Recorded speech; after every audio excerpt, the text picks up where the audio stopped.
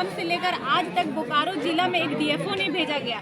कभी इस जिला का इंचार्ज धनबाद डीएफओ होते हैं, कभी इन जिला के इंचार्ज बोकारो डीएफओ होते हैं। और सबसे शर्म की बात ये है कि जब भी हादसा होता है, जो मृतक परिवार होते हैं और हम लोग जितने लोग भी होते हैं, बॉडी लेकर हम लोग सब सड़क पे होते हैं, लेकिन इसके बाद भी वार्ता के लिए ना रेंजर आते हैं उस एरिया के, या फिर जिनके पास इंचार्ज होता है, जो इंचार्ज होते हैं बोकारो जिला के, जो भी डीएफओ होते हैं, जिनके पास इंचार्ज होता है ना, वो वार्ता के लिए आते हैं हमेशा कि हाँ एक मुआवजा का सर्टिफिकेट आपको पकड़ा दिया जाता है, इससे ज़्यादा यहाँ की जनता को कुछ नहीं मिला। तो हम ये कहना चाहते हैं कि जब इतनी ज़्यादा हादसाएं हो चुकी है तो हमारे सरकार के पास क्या उनके हाथ में इतना पावर नहीं कि इस जिला में एक डीएफओ भेज सके। उसके बाद कि आप 4 लाख रुपया मुआवजा दे देते, 4 लाख वो लेकर क्या करेंगे? आज तक आप ये सुविधा नहीं निकाल पाए कि हम हाथी को इस एरिया से कैसे भगाएं। जब बात होता है तब होता है कि रेंज कटवा दिया जाए, अभी तक कहीं पे लाइट नहीं लगवाया गया।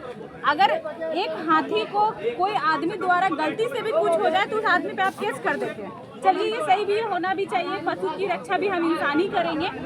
तो जब हम इंसानों की मृत्यु वो हाथी द्वारा, वो भी इतने ज्यादा जनसंख्या में हो चुकी है, अभी हाल में 15 दिन भी नहीं हुआ होगा, बगल में मरा था तिलैया में हमारे 2 भैया का एक साथ जान गया। और आज एक ही घर के एक ही परिवार के 3 लोगों के जान गए। खखड़ा में एक बहन थी, उसको घर से निकाल के मारा गया।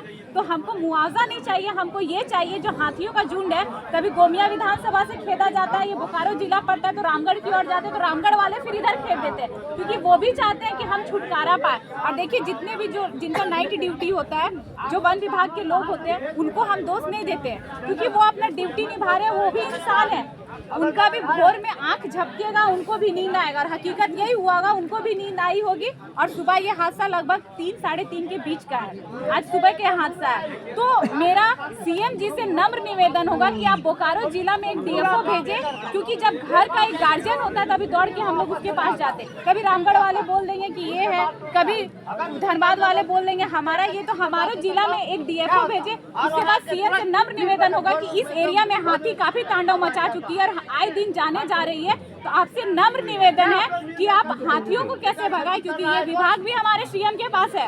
आप हाथियों को कैसे सुरक्षित तरीके से इस इंसानों की टोली से दूर, जहां उनका जंगल एरिया है, उनको ले जा। और सबसे बड़ी बात कि झारखंड में बहुत गलत तरीके से अवैध खनन किया जा रहा है, हर जगह कोयले का अवैध खनन किया जा रहा है। तो हर जगह आप कोयला खोदेंगे, क्योंकि जो हमारा गांव है उससे 10 कदम में जंगल है, आप वही 10 कदम में कोयला निकाल रहे, तो हाथी जाएगा कहाँ? वहाँ पे खदान हो चुका है, तो हाथी वहाँ घुस जाएगा। तो ये इससे पहले इस एरिया में इतना तांडव नहीं मचा था। इस एरिया में हमेशा हाथी रहे, कभी पचमो में रहे, कभी हुरदाग में रहे, कभी तिलैया में रहे, कभी पुन्नू में रहे, लेकिन कभी किसी का जान इतना ज्यादा नहीं गया। एक दो गया, लेकिन यहाँ ये हो गया है कि कुछ महीनों के अंदर काफी जाने जा चुकी है। आप क्या कि मतलब एक होता है ना कि आप दौड़ में फर्स्ट आए तो आपको इनाम दिया जाएगा, आप क्रिकेट में कुछ कर गए, आप फुटबॉल में कुछ कर गए तो आपको इनाम दिया जाएगा। उसी तरह हम मर जा रहे, आप हमको 4 लाख का इनाम दीजिए। अभी फॉरेस्ट डिपार्टमेंट की तरफ से किस तरह का पहल किया गया है? देखिए ये हादसा कब की हो चुकी है, यहाँ वार्ता के लिए कोई भी डीएफओ नहीं आया, ना रेंजर आया, जो विभाग की ड्यूटी है 1-2 कोई वही आया। और ये पहला नहीं है, इससे पहले भी जितनी हादसाएं हो चुकी है, कोई भी डीएफओ बोल दे कि वो वार्ता में आया है, कोई भी रेंजर बोल दे कि वार्ता में आया है, और वो जनता का फोन नहीं रिसीव कर सकते। तो आपको क्यों रखा गया कि आपके एरिया के जो जनप्रतिनिधि है बस आप उनका फोन रिसीव कीजिएगा? जनता किसका दरवाजा ठकठकाएगी? जनता किसके पास जाएगी? आपको जनता की सुरक्षा के लिए, जनता की सेवा के लिए रखा गया है।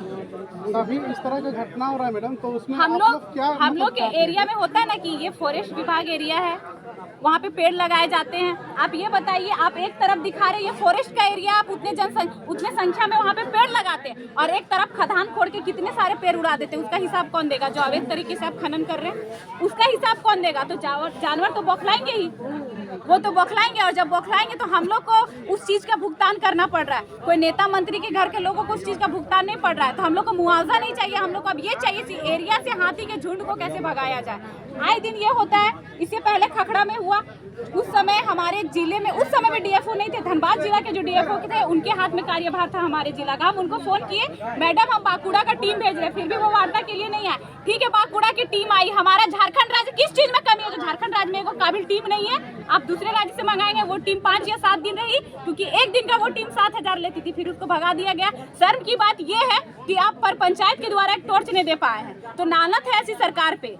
एक परिवार से 3 लोगों की लाश जाती है, कोई मजाक की बात नहीं है। वो जिंदगी भर के लिए नहीं आएंगे, परिवार का क्या हाल होगा। चढ़ती है 12 लाख, पूरी 12 लाख में भी नहीं आएगा। 12 लाख में क्या होगा।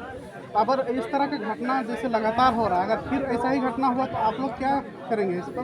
देखिए, इसी बारी हम लोग चुप नहीं रहने वाले। हम लोग मुआवजा नहीं चाहिए, हम लोग को हमेशा के लिए सॉल्यूशन चाहिए, हमेशा के लिए समाधान चाहिए कि हाथी के झुंड को आप इस एरिया से एक सुरक्षित तरीके से, चाहे आपको कहीं से झारखंड से बाहर से टीम मंगाना पड़े, आपके पास वो उपलब्धि नहीं है, झारखंड से बाहर से टीम न मंगाना पड़े, आप 10 टीम मंगाइए, जितने भी जगह पे चिन्हित कीजिए टीम द्वारा, हाँ कहाँ कहाँ हाथी है, एक बड़ा सा जाल के द्वारा उसको उठाइए, जहाँ जू है आप उसको सुरक्षित कीजिए।